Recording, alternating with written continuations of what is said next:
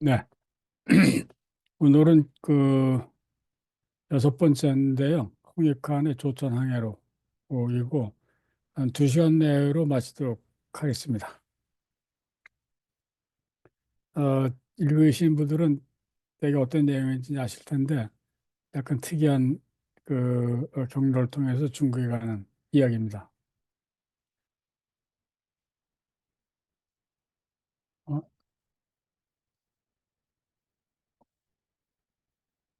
잠깐만요. 아, 자, 이 홍익환인데 1587년에서 1637년 인데요. 1624년에 이제 간 거죠. 갔는데, 어, 문과에 1621년에 됐다가 합격이 취소되었고, 다시 24년에 그 급제를 했고, 예, 그래서 이제 갔다 온 거예요. 중계 갔다 왔고, 1936년에 청나라가 이제 병자호란이 일어났잖아요.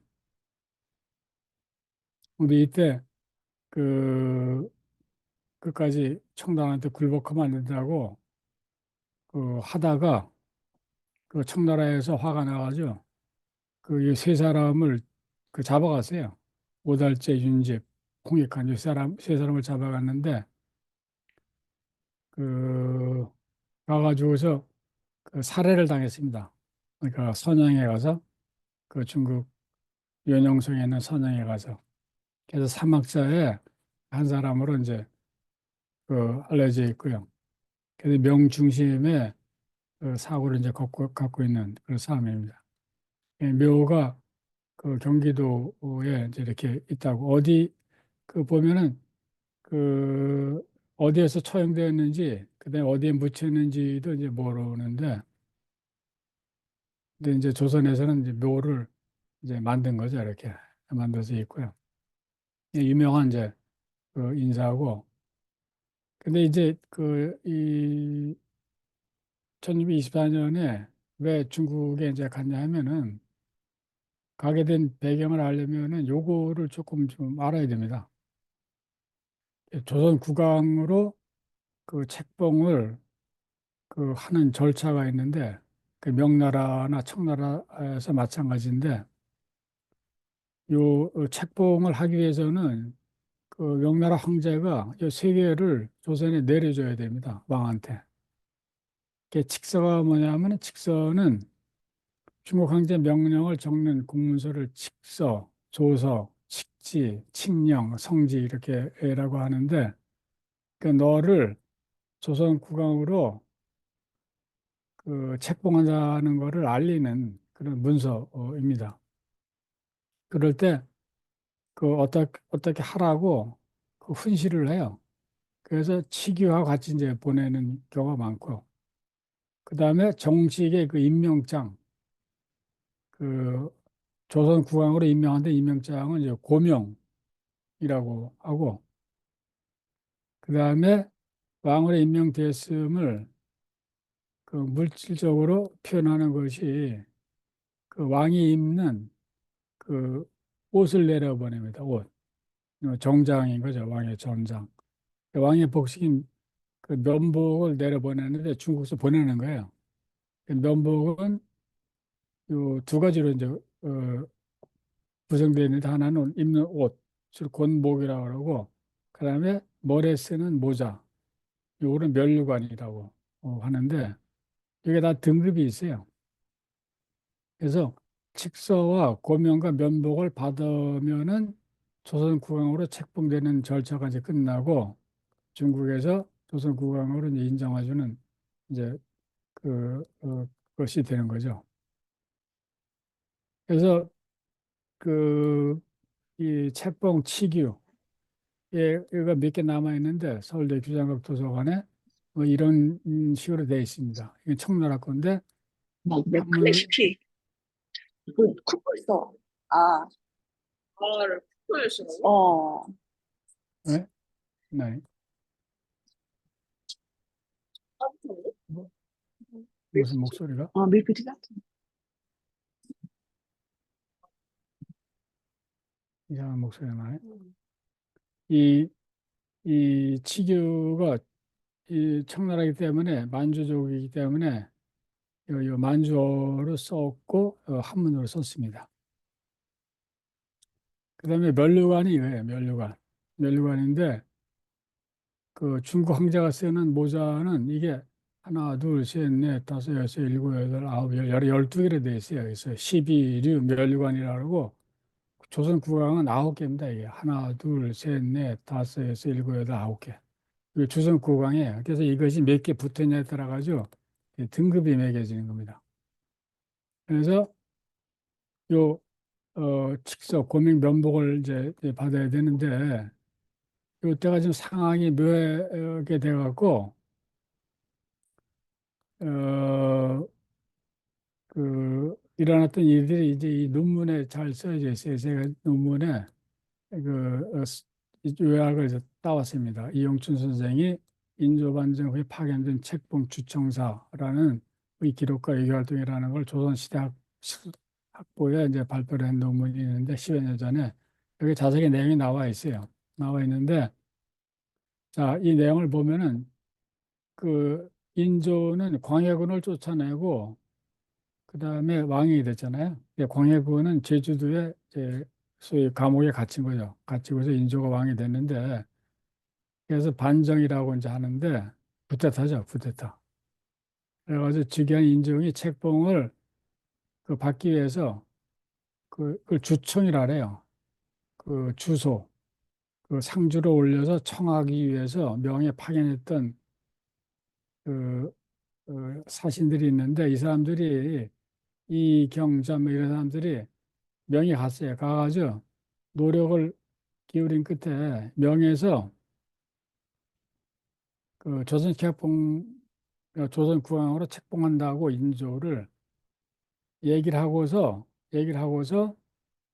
그 요 직서를 이제 보냈어요. 보냈는데 이걸 안 보냈어요. 고명하고 면복 보내는 거를 안 했어요.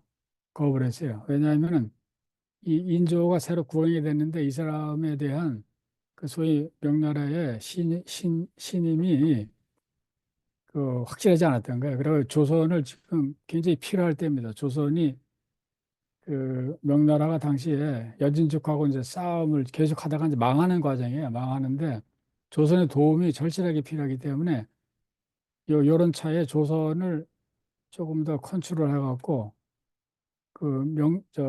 만주족을 치는데 여진족을 치는데 조선을 더 끌어들이려고 반만 책봉을 하고 반을 안 한 거예요.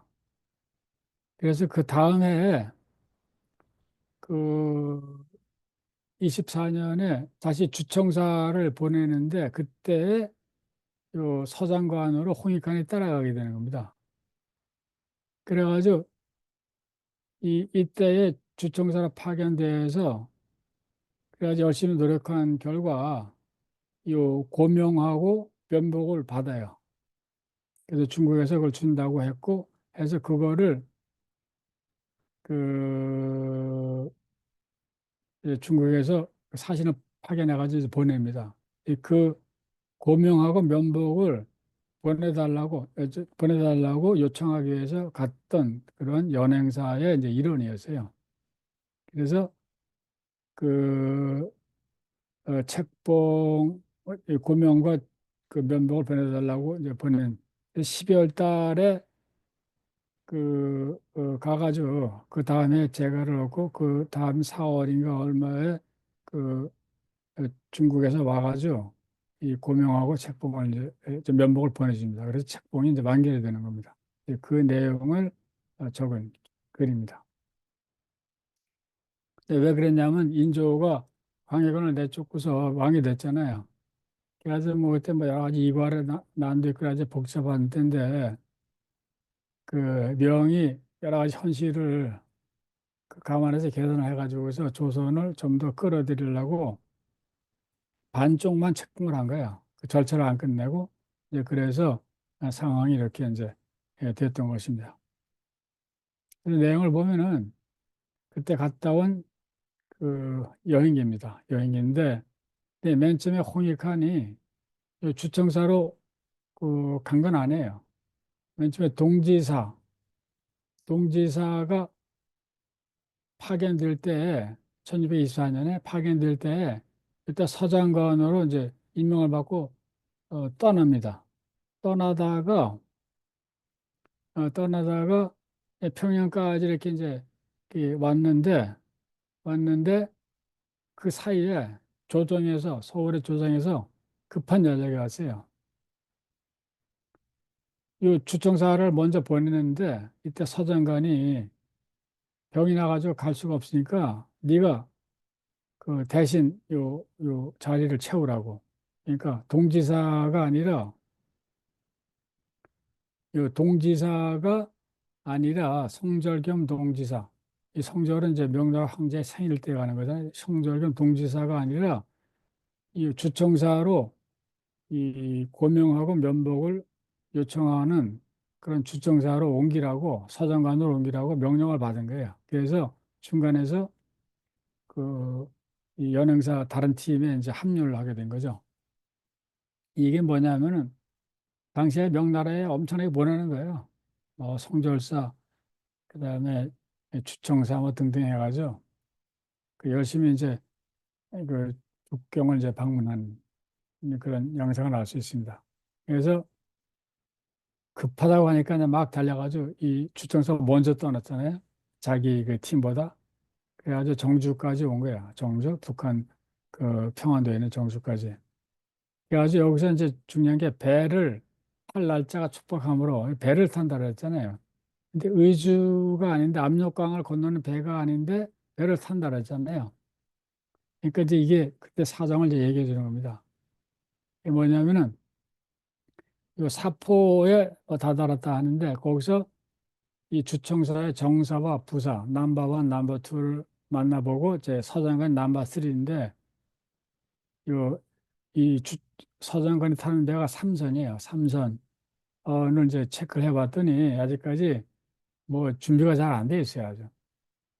이게 뭐냐면은 이 여행사가 떠날 땐 배가 보통 그 배로 갈 때 6배가 갑니다. 6배가.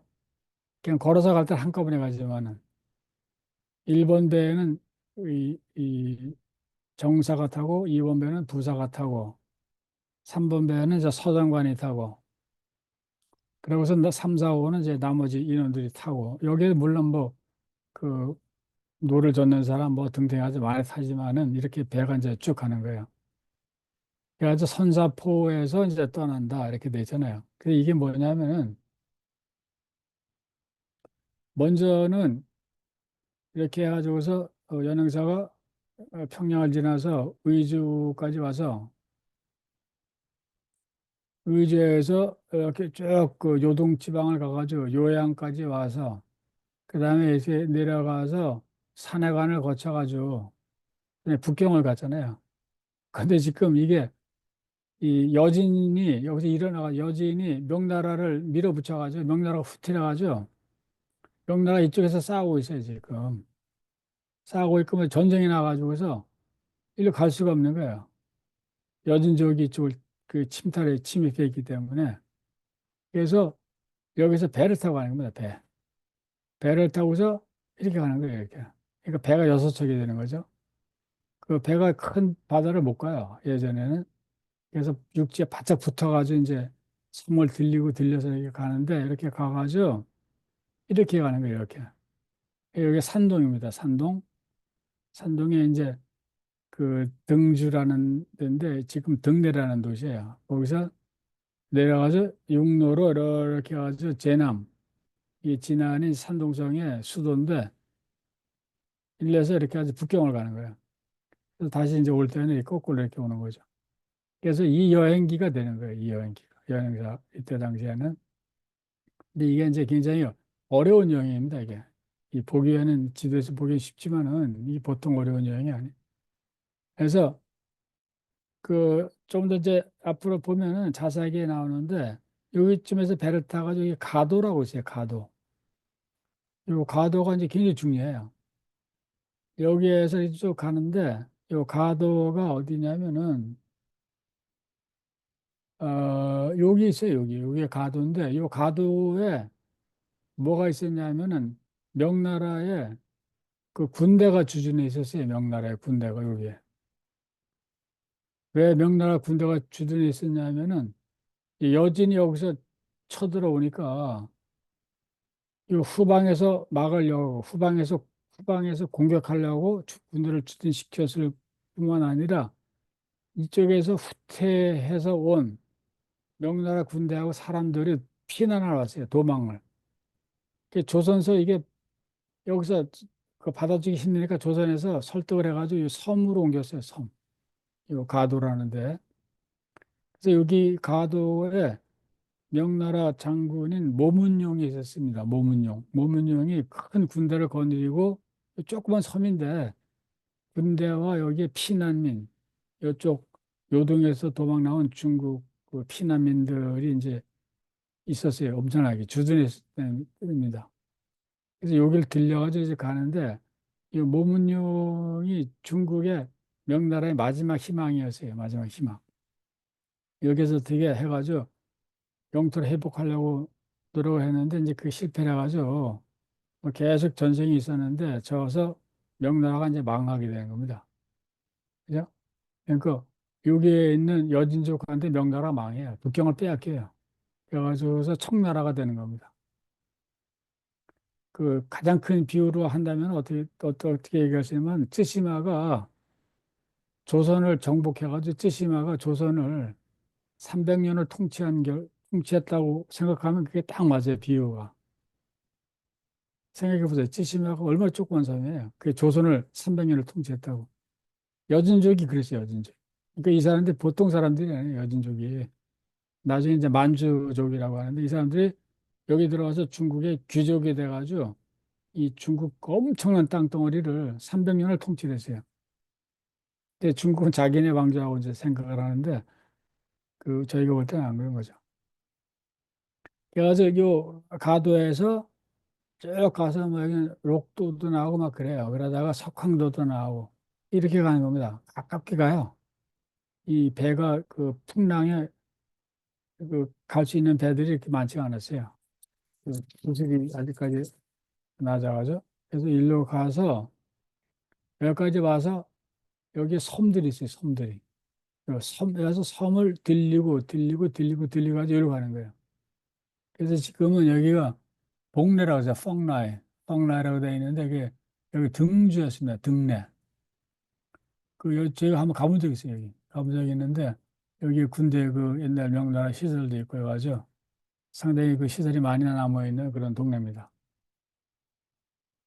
그래서 거기에서 육로에서 이 산둥성의 수도인 그 지금 그 제남이죠. 를 거쳐가지고서 이렇게 해가지고서 북경까지 가는 그런 이제 길을 그린 그런 이제 여행이라고 할 수 있습니다. 자, 그래서 이제 보면 이때에 이 주청사의 정사가 이덕형이야, 이덕형. 한음과 오음에 나오는 이덕형. 부사가 오습. 그 다음에 자기가 서장관이고 홍익관이, 그 다음에 역관인 표정로, 동지 전재호, 첨지 진인남, 뭐 이문학관 이원영, 상통사 황효성. 그러니까 이 역관이 상당히 지위가 높아요. 역관이. 그 다음에 뭐 등등 해가지고서 한 40여인이 이 관리들이고 나머지는 이제 뱃사공 뭐 그다음에 군인들 해가지고서 이제 몇백 명이 가는 겁니다. 배를 타고서 6대에 나눠 타고서 그래서 목미도 항구로 배를 옮겼다가 밤에 가도라고 했잖아요. 가도. 그 피도라고도 그랬어요. 피도라고 했는데 가도인데 이 가도에 중국 군대 몇 년간 주둔해 있었는데 이 이제 중요한 명나라 역사에서도 중요한 그 장소고 조선에 있어서 중요한 장소가 됩니다. 여기는 거의 사람이 살지 않던 섬입니다. 섬인데 이제 엄청난 군대가 주둔하고 있었던 거죠. 그래서 조선은 이 사람들한테 쌀을 대라고 그래가지고 쌀 대느라고 죽을 뻔했어요. 그때 아주. 중국에서도 많이 싫어왔지만 조선에서도 얼마나 뜯어갔는지 조선에서도 뭐 엄청나게 고통을 받습니다. 그래가지고 바다로 갔더니 뭐 망망 바다에서 벌벌벌 떨고 막 이러잖아요. 뭐 그래가지고 어 이때 이제 제사 지내는 게 해신한테 제발 갈 때 파도 좀 불게 하지 말아 달라고 우리 죽이지 말라고 제사 엄청나게 지냅니다. 이거. 왕명을 받들고서 상국 그 윗나라에 가기 위해서 우리가 떠났는데 그래가지고 등주, 내주, 밖에 그 성나이 거기라 해서 등주, 내주 이 말레길에 올랐으니까 좀 봐달라고. 그리고 우리나라는 그 번국의 직분을 다할 것을 다짐하고 있으니까 잘 가게 해달라고. 이거 번이라는 게 울타리라는 뜻이에요, 울타리. 우리는 그 윗나라의 울타리라는 뜻입니다. 울타리에 직분을 다하기 위해서 그 중국에 가니까 상국, 윗나라에 가니까 우리를 봐달라고. 이게 당시에 이게 조선의 실정입니다. 이렇게 자기네들이 스스로 불렀고 그런 의식 속에서 살았어요. 그래서 가도에 도착해가지고서 이제 그 밑에 사람을 시켜가지고 모 독부라죠. 모 독부가 이 모문룡인데 이 사람이 여기 대장이에요. 중국 장수. 이제 모 독부 이게 이제 관부란 뜻인데 거기에 가서 이제 온 거를 이제 얘기를 한 거죠. 가서 만나겠다고. 그래서 이 모독부에 이제 오라고 하니까 아침에 일찍 그 모문용의 그 거처에 나가서 의뢰를 이제 행하고 뭐 선물을 드리고 왕의 뜻을 전달하고 그 하니까 이 모문용이 니네 왕 잘 있냐고 물었다. 그 다음에 도둑이 모문용이 연희를 베풀고 뭐 그 다음에 뭐 등등등등 했다. 그 다음에 그 중국 조정의 소식도 이제 얘기를 하는 거예요. 그 황자가 벌써 6월에 죽었고 이제 왕자가 하나 등주 아까 이제 바다 건너서 첫 번째 중국 땅에 닿는 그 등주의 그 순무가 여기 이제 가장 높은 대장인데 그 나이가 사이가 좋지 않아서 이 바뀌어가지고 새로운 이 순무가 취임한다고 그 사람 이름이 이 무지막이라는 사람이라고 그래서 이 중국의 내부에 있는 일을 이제 전합니다. 이 황제가 모문영한테 굉장히 기댔어요. 지금 나라가 망해가는데 지금 별 희망이 없는데 이 모문영이 뭔가 좀 할 것 같아가지고 그 모문영의 말을 잘 들어요, 황제가. 자, 그래서 그 다음에 이 모문영이 그 밑에 있는 수하에 이 주종망이라는 사람을 딸려서 일행을 보호하고서 이제 중국에 가라고 하고 그다음에 항해 익숙한 두 사람을 이제 길잡이로 그 배에 같이 이제 가라고 이제 했다 이거죠. 그래서 가이드가 돼가지고서 등주까지 이제 같이 갔다. 근데 이제 가는 이제 바다에 갈 때에 어디를 거치고 이제 갔는지 그런 얘기를 하고 있습니다. 뭐 이런 섬들을 이제 지나고 그다음에 아까 소록도라는 록도가 있었잖아요. 거기를 지나서 요 바다 앞바다에 이르러서 정박했다. 그래가지고 새벽에 도서관에 석성도라고 있었죠. 석성도 거기 향했다. 이 섬에 갔더니 거주하는 사람들은 모두 이쪽 요동, 그다음에 이건 광령인데 이게 지금 이 번역자가 잘 몰라서 잘못 번역한 거예요. 이게. 이 광동이 아니에요, 이게. 이게 광이 어디냐면 요동에 있는 광령이라는 그 도시 이름입니다. 거기서 온 사람들의 피난민들이 많았다는 거죠. 그죠? 이 오역이에요, 오역. 예, 이 피난 나온 사람들이 이제 많았는데 그 조선의 배신이라고 이제 하니까 안심하고 있었다. 그래가지고 보니까 쌀이 많이 쌓여져 있었는데 이 산동에서 운반해오는 쌀로 모문용, 이 가도 조선에 있는 섬에 주대 내는 군대 보내는 군령이라고 이제 한다. 이렇게 해가지고 당시 상황을 그 알 수 있는 그 상당히 좋은 자료입니다, 이게. 그다음에 다시 이제 돛을 달고서 바람이 잘 부니까 장산도로 향했는데 역풍이 불어가지고 모든 난리를 치고 그러는 거예요. 난리를 치고. 그러다가 또 강록도쯤에 왔는데 역풍이 불어가지고 배를 돌려서 장산도 북쪽 항구에 들어가니 벌써 다른 배들이 와 있었다.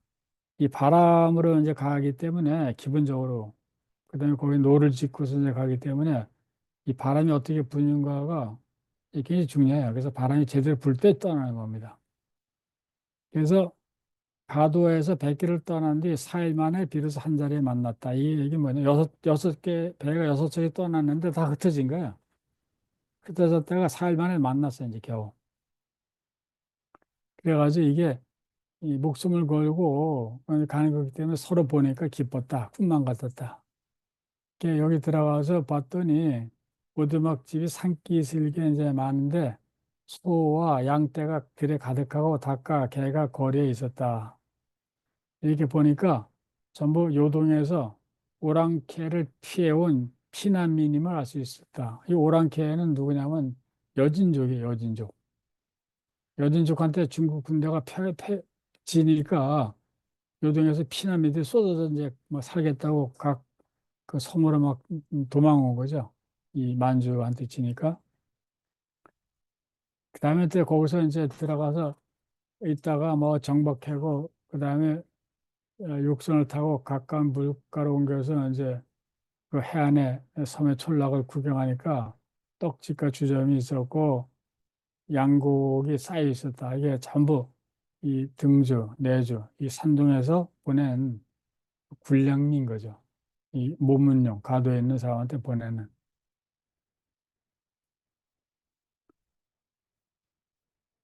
그다음에 이 섬에서 이제 자기들이 겪은 그런 이제 이 얘기도 이제 그 얘기를 하고 있습니다. 금주에서 피나는 유생이 있었는데 금주는 요동의 요양 밑에 있는 그 도시예요. 거기서 피나는 그 한족이 있었는데 이암인데 와가지고서 먹고 살 게 없으니까 술 장사로 생업을 유지하고 있었다.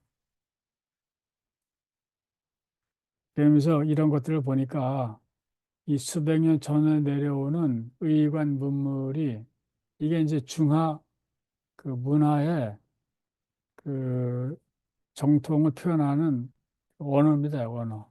이 문화가 뭘 표현이 되었냐면은, 상징이 됐냐면은, 이 옷하고 머리, 모자하고, 그다음에 여러 가지, 이 물자들, 이런 것들로 이제 상징이 되는 거죠. 이것들이 오랑캐의 비린내 나는 티끌에 더럽혀지면서 화가 미쳤다 이런 얘기를 하잖아요.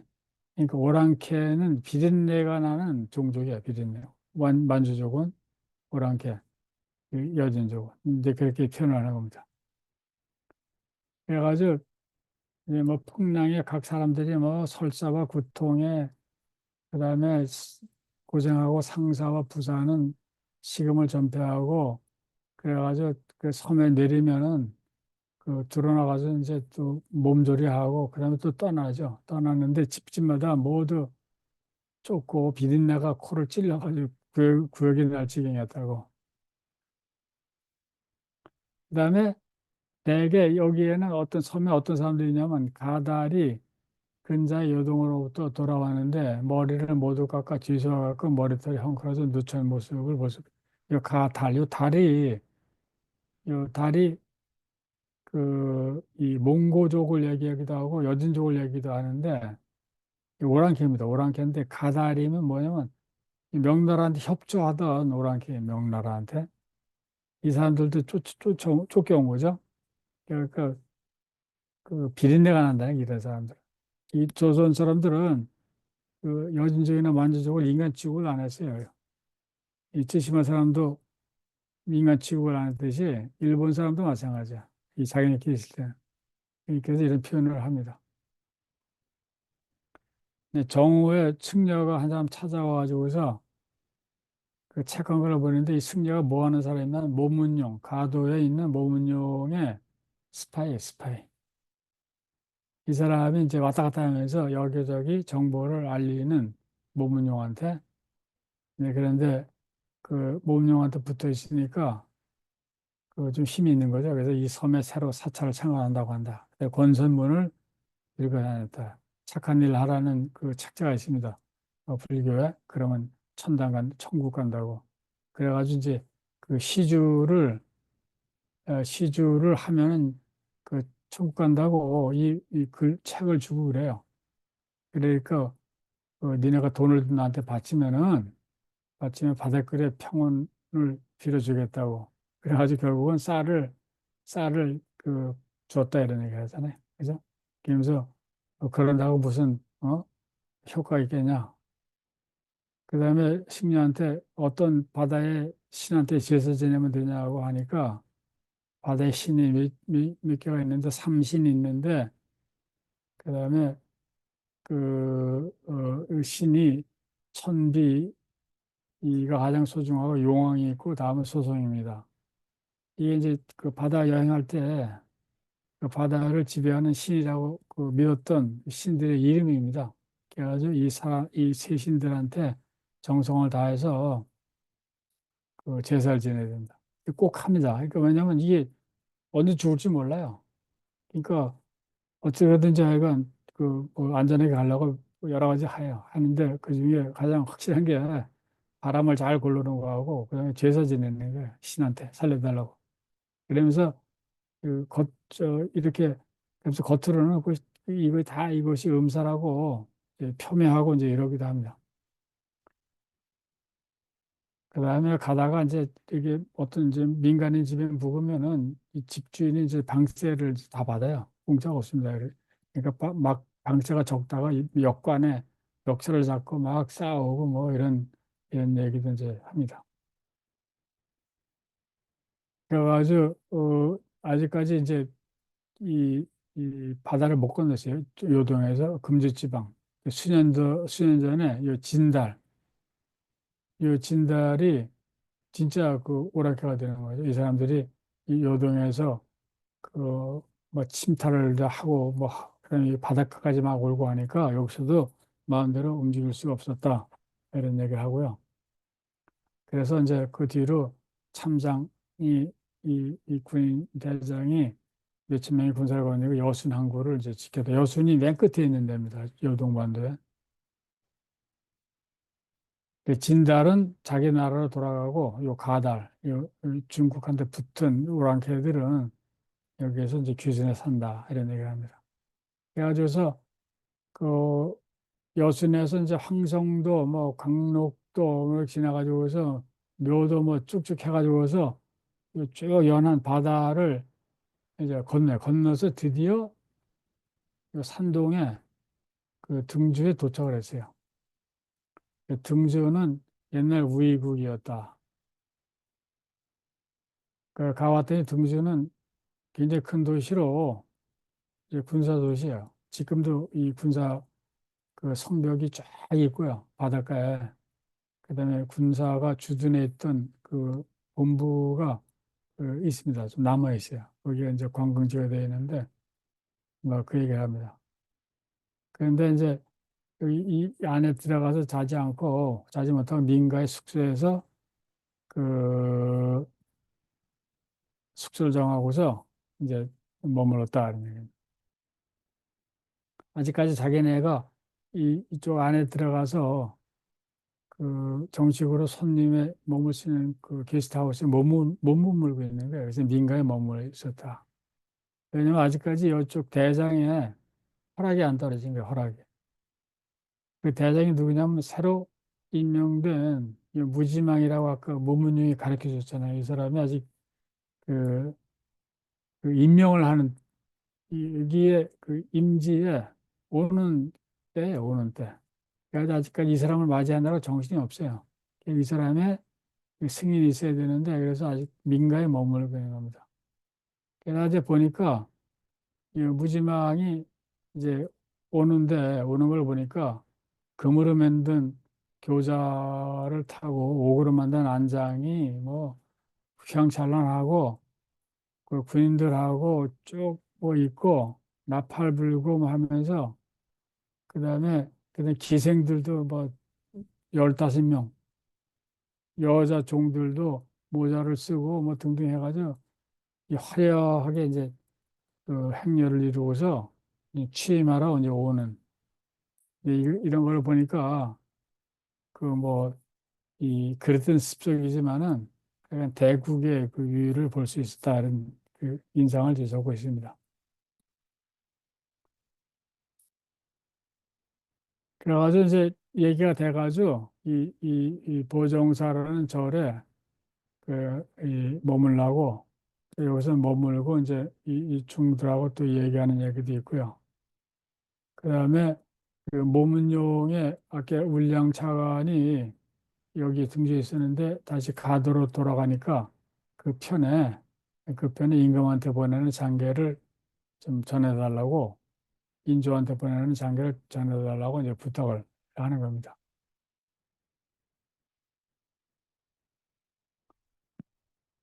예, 그 주종망, 이 주종망에 이 아까 모문용이 보냈던 그 길 안내로 그 사람이 이제 여기서 등장하라고 얘기를 합니다.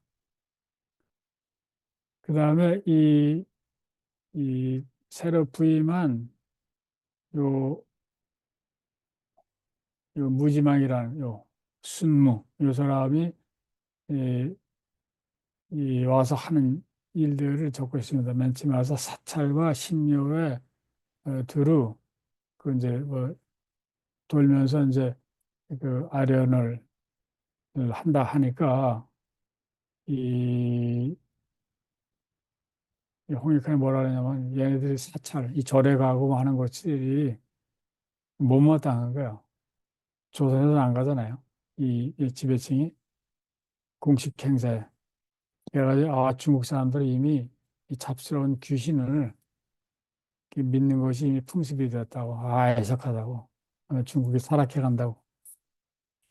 그다음에 승려가 여기서 또 갖고 다니는데 책을 보니까 전부 시주를 해달라고 하는 거예요.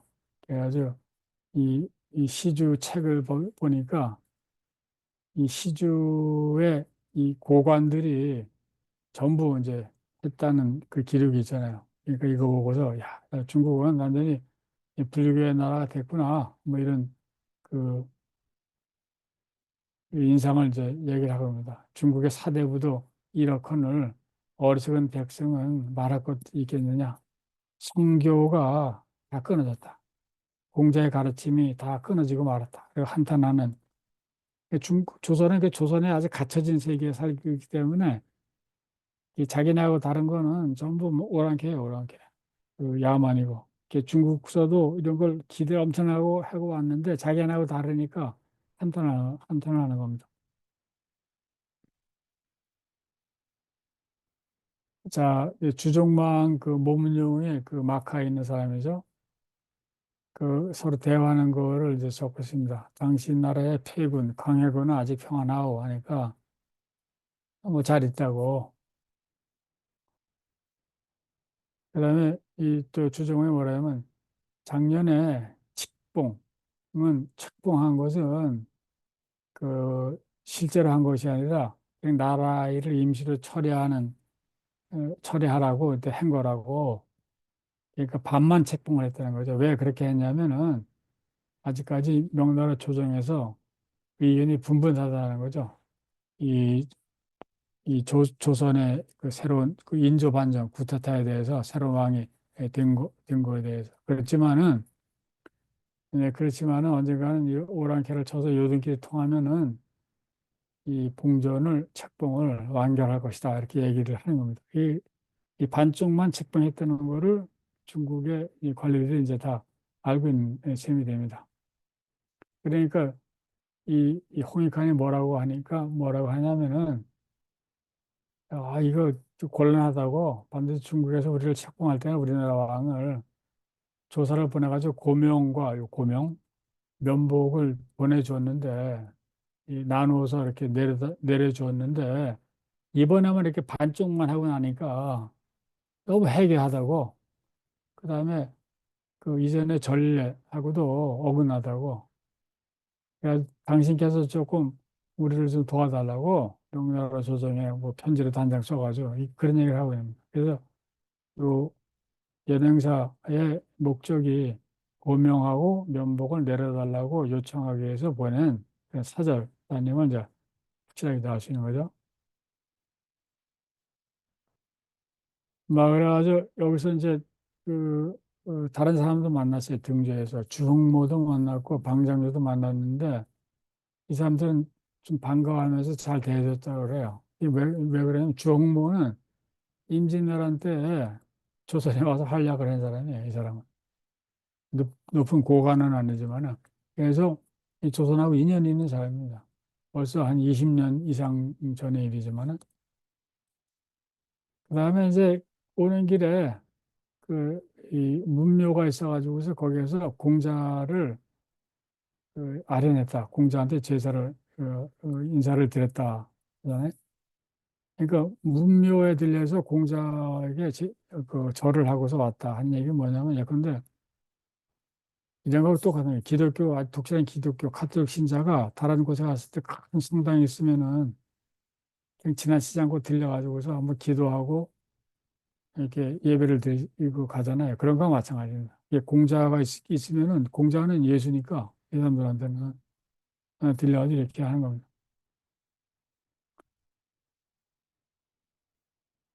또 가드로 가는 하나 상선이 이 장사꾼들이 이제 왔다 갔다 해요.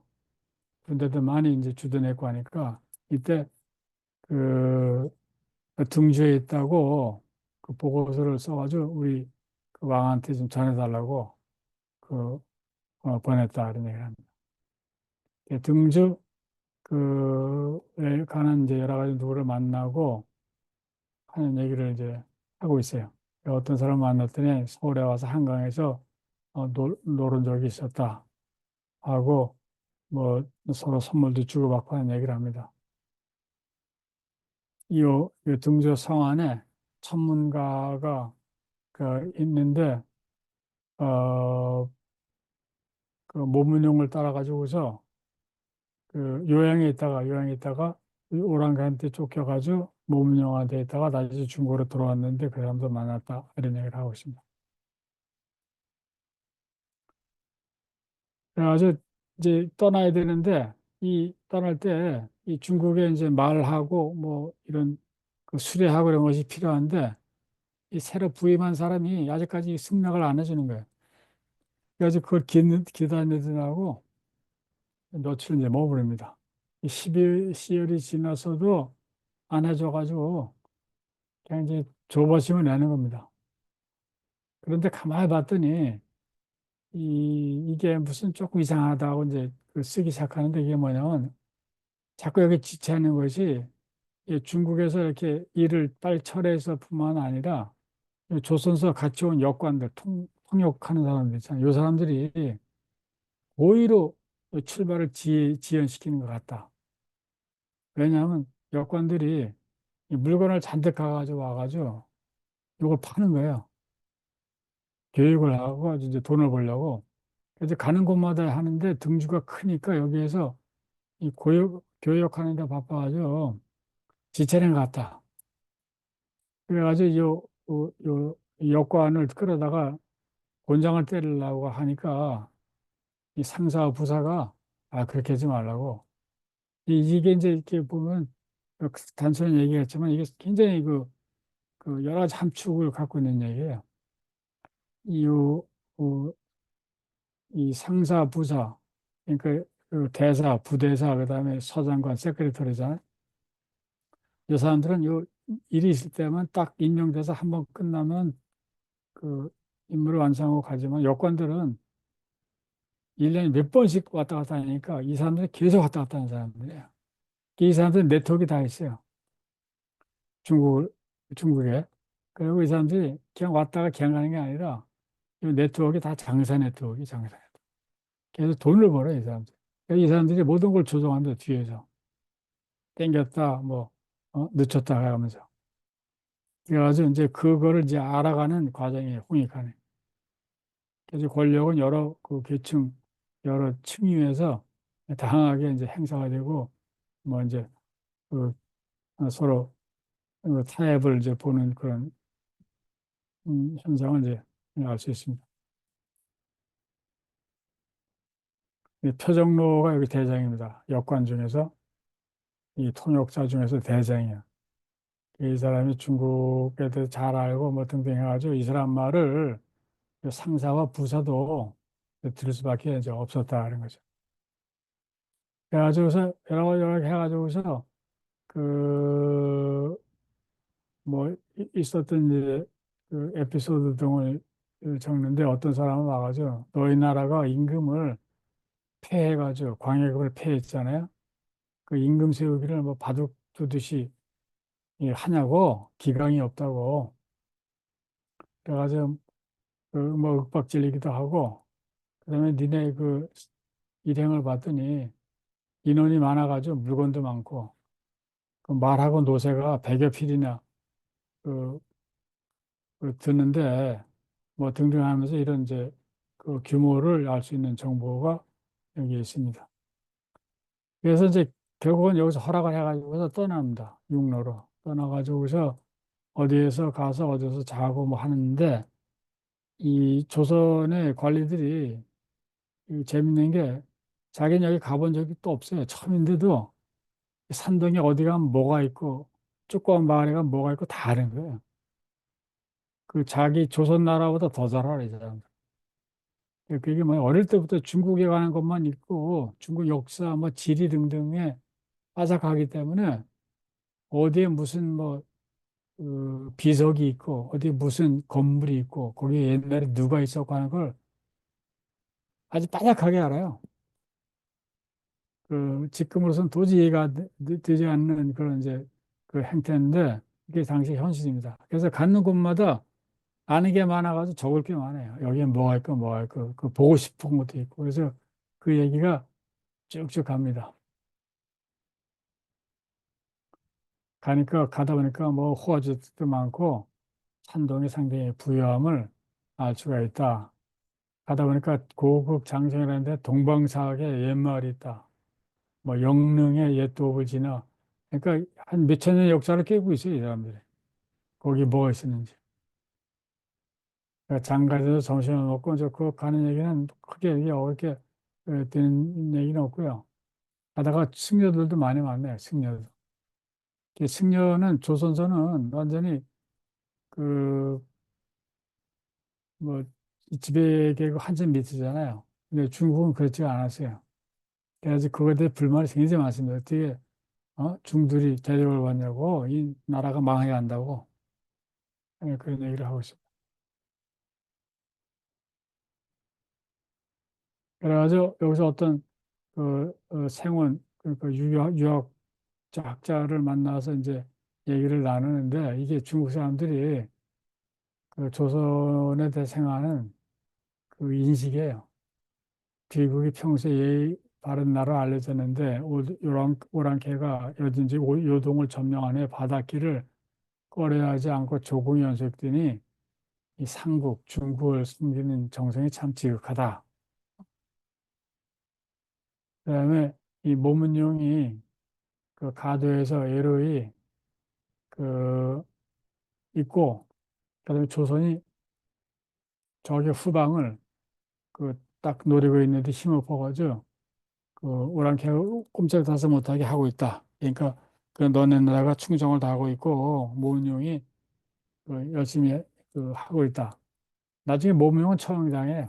처형당하는데 아이가 그 그런 얘기를 이제 하고 있습니다.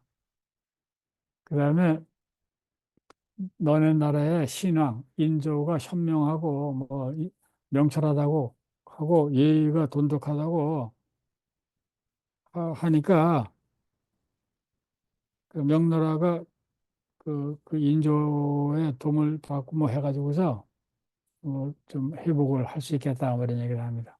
그러니까 이 홍익환에 대답하기를 어찌 우리나라가 사대의 그 의무를 알지 못하겠습니까? 어떻게 삼국의 은혜를 잊겠습니까? 이게 뭐냐면 이민나라 때 명나라에서 군대 보내서 싸워져가지고 외적이 물러갔다고. 그래가지고 삼국의 은혜, 그 우리를 구원해 주신 은혜, 여기 벌써 우리나라가 다시 회복되었으니까 억조 창생이 모두 그 혜택을 잊지 못하고 보답할 것만 생각하고 있습니다. 우리 왕도 마찬가지입니다. 뭐 등등 그 얘기를 하고 있습니다. 그래서 수일 동안 지난 동안에 목화밭이 많았다. 이 산동이 황하강이잖아요. 황하. 거기에 하류잖아요. 그 하류가 굉장히 비옥한데 황하의 하류는 계속 바뀌어요. 물길이 100년에 한 번씩은 바뀐다 그래요. 근데 그 거대한 그 하류의 평야 지역이 이 목화예요. 목화 산지입니다. 지금도 그래요. 지금도. 이 목화가 굉장히 많이 나는 지역이에요. 그때 벌써 조선의 1700년대 초기에도 1600년대 17세기 초기에도 목련이 이제 많이 등을 봤다. 그다음에 뭐 승려를 만나고 누구를 만나고 그냥 가다가 이 지금 여기에 어, 누가 있고 한 가지 이것이 제남입니다. 제남. 예, 제남. 진안. 이게 산동의 지금 수도인데 여기에서 이제 머물면서 어디 유명한 천물산이라고 있어요. 그런데 찾아가고 한 얘기를 합니다. 그다음에 뭐 순임금이 있었던 곳에서도 올라와서 보고 순임금이 이게 어느 나라의 순임금이에요 이게. 주나라 때죠. 그냥 뭐 2000년 전이잖아요. 2000년 전 넘는. 다 아는 거야. 어디 뭐가 있었고 누가 아한과 여영이 뭐 사당이 어디 있었고 뭐 하는 것도 알고 그다음에 보니까 이 진암은 보니까 제남은 성곽과 인물 뭐 저택 이런 걸 보니까 산등에서 으뜸이고 점포가 수십 년이나 뻗쳐 있고 그다음에 주점도 즐비하고 그다음에 뭐 절생 미인으로 거리에서 웃음을 파는 자도 또한 때를 이루고 있다. 뭐 등등 여러 가지를 적고 있습니다. 그래가지고 이때부터 이제 보니까 이 제남에 그 밑에 그 태산이 있어요. 태산. 하늘이 높다 하되 태산 아래 메르다. 아니야. 뭐 이런 거 있죠. 이 태산이 있습니다. 이 태산이 옛날에 명나라 중국의 황제들이 이 지사를 지내는 곳이에요. 지금 태산이 이제 그 멀지가 않은데 보았더니 이 사람들이 중국 사람들이 여기 그 향불을 바치러 가는 사람들, 이 제사를 가는 사람들이 많다는 거예요. 머리에 뭘 쓰고서 남녀노소 때를 이루어서 불경을 내면서 엄청나게 가고 있었다. 그 불상을 새겨놓고 뭐 등등 이런 걸 이제 보면서 이 민간들이 어떤 풍속을 하고 있는지를 적고 있습니다. 그래가지고서 뭐 쭉쭉 가는 거예요. 가다 보니까 가다 보니까 사람의 목을 잘라가지고 걸어놨어. 봤더니 장대에 매달아 놓은 곳이 있었는데 역적으로서 역적 때문에 사형을 당해가지고 그 걸어놨다. 뭐 이런 것도 보고요. 그다음에 덕주라고 있습니다. 덕주 아까 그 지도에 있었는데 그 눈이 빠른 분들은 봤을 거예요. 덕주라는 이름을. 여기가 그 큰 도시입니다. 여기도. 여기에서 그 유숙했다. 이 도시가 상당히 이제 크고, 여기 동중서가 독사하던 곳이 있었는데, 그러니까 이게 동중서가 언제 살아요? 동중서 한나라 때 살았는데, 동중서 어디서 책을 읽었는지 그 장소도 알고 있어. 아, 지식이 뭐 보통 지식이 아니에요, 이게. 이게 뭐 중권 짜 손바닥 깨듯이 알고 있습니다. 손바닥 깨듯이. 거기 사당을 세워가지고서 뭘 하나 앉혔는데, 뭐 등등 해가지고. 그 다음에 가가지고 상왕의 예터를 찾아봤다. 이것도 저기 고대 시대 때의 예터. 그것도 가다가 점심 먹고 전국 시대 연나라 땅임을 알 수 있었다. 그 전국 시대 그 나라가 엄청나게 많잖아요. 그 많은 나라가 어디에 있었는지 다 알아, 이 사람은. 그래가지고 그것도 좋고요. 그다음에 어디 가다 보니까 그, 그래서 공사를 하고 있어요, 공사를. 그 석교를 이제 그 다리를 만드는데 이 돌다리를 만드는 돌을 댄 사람이 태감 유충현이 시사한 거다. 이 사람이 태감이 이게 이 환관이에요. 환관인데 이 사람이 황제보다도 힘이 더 센 사람이에요. 이때 이, 이 중국은 환관이 태감이라는데 태감이 황제 바로 그 넘버 투로 황제 바로 밑에서 권력을 전행한 사람이 여럿 있습니다. 여러. 그러나 100%다 죽어요. 다 죽임을 당하는데 걔 또 나타나 또. 한 놈 죽으면 또 있다가 또 나타나. 그 인간이 이렇게 어리석어요. 근데 이놈이 그때 그 권력을 아주 전행하던 환관입니다. 그다음에 이제 북경에 가까이 왔어요. 와가지고서 옥화관, 그 해전관의 옥화관에 이제 간다고 이 먼저 보낸 거예요. 우리가 당도할 거라고. 그래가지고서 드디어 그 조양문, 조양문이 있습니다. 그 조양구가 있어요. 북경 가면 조양구에 한국 사람들이 가장 많이 살아요. 북경에는 조양구에 코리아타운이 있어요. 차양지 여기에 이제 통해서 이제 북경에 들어갔다. 왜 조양문에 이쪽에 조양구에 그 조선 사람이 많을까 생각하면은 이 조선 시대 내내 조양문을 통해서 사신들이 왔잖아요. 동쪽에서. 그러니까 뭐 이 문을 들어가면 바로 북경이니까 당시에 지금 북경은 넓지만 그런 연으로 이 한국 사람들이 이제 살게 되지 않았나 생각합니다. 그래서 그 해동관에 사찰을 정했다. 그다음에 이응이 이 관리는 아니고 뭐 곤장을 쳐가지고서 무슨 뭐 잘못해가지고 음, 그 곤장을 쳤다. 그다음에 여기 와서 봤더니 요 이 이런 것도 아는 거예요. 전쟁 통해서 그 여진족의 포로를 그 잡았어요. 잡았는데 그 708명이야. 모두 여진족인데 이 사람들을 이 포로인데 그 이제 여러 가지 조사하고 이제 기록하고 뭐 이런 거를 이제 본 거예요. 그런데 보니까 거기에 탑처라는 자가 있었는데 이름이 탑처. 나이는 30인데 보니까 조선 사람이야. 성명은 김등남이라고. 그래가지고서 그 중계 군사가 그 패전하던 날 오랑캐한테 사로잡혀서 5년 동안 여진족 땅에 있었고 그 용맹하고 잘 싸우니까 그 오랑캐 여진족에서 이제 군인으로 활동을 하다가 그러다가 이제 잡혀온 거예요. 그러니까 이게 이 국가의 경계를 넘나드는 사람들이 많았어요, 당시에.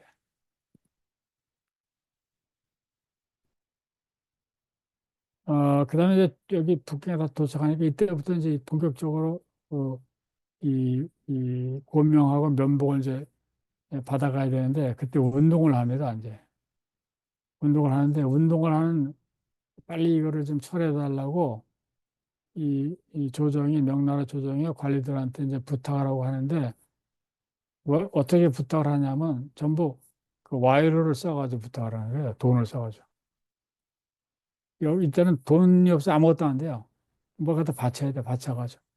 그걸 인정이라고 합니다. 인정.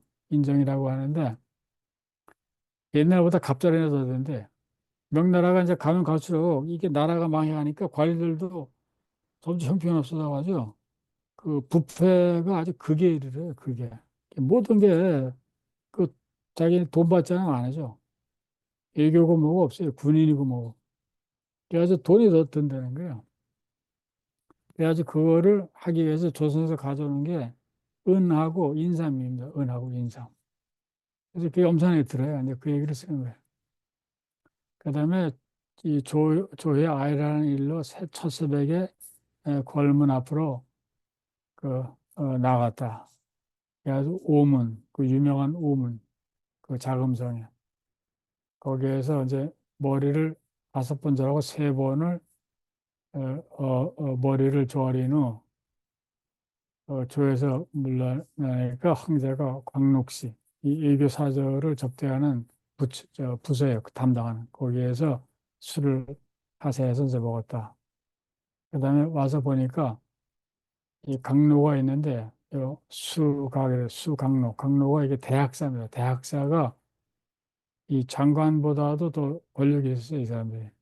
이 사람들이 모든 서류에 황제한테 어떻게 그 명령을 내리라고 빨간 글씨를 써서 올려요. 그 문서에. 그럼 그 황제가 보고서 오케이 이것 하면 그걸로 결정이 되는 거예요. 그래서 막강한 권력을 행사하는데 근데 그 사이에서 이 태감, 판관하고 같이 협조를 안 하면 일이 안 돼요. 이 태감이 더 황제한테 가깝게 있기 때문에 태감이 더 센 겁니다. 판관이. 근데 그때 이 대학사가 넘버1, 넘버2, 넘버3 뭐 이렇게 나가는데 그래서 이름까지 다 이제 여기서 알아가지고 쓰는 거예요. 누가 누구, 누가 누구. 그다음에 그 태감 이준충 이라는 사람이 그 이충현이죠. 이충현 아까 얘기했던 이 사람이 누군지 그 얘기를 하니까 태창 황제가 동궁이었을 때 황제 그 왕자일 때 스스로 거세를 하고서 한간에 돼가지고 지금 그 천자 시종의 총애를 얻고 있었는데 이름을 충현이라고 받았다 그죠. 그래서 위충현. 아주 시종 황제의 가장 측근이에요, 측근. 그래가지고 중간에서 모든 권력을 농단하고 그다음에 이게 강하니까 요 이 이 여기 명달 황제를 예전에는 그 황제의 마누라가 애를 낳으면은 자기가 안 키워요. 그 젖을 누구를 먹이냐면은 그 여자들 중에서 골라가지고 젖을 먹입니다. 이 보모죠, 보모. 근데 그게 조선도 마찬가지죠, 조선도. 그다음에 그 뭐 유럽도 이제 마찬가지인데 그 재밌는 게 일제시대 때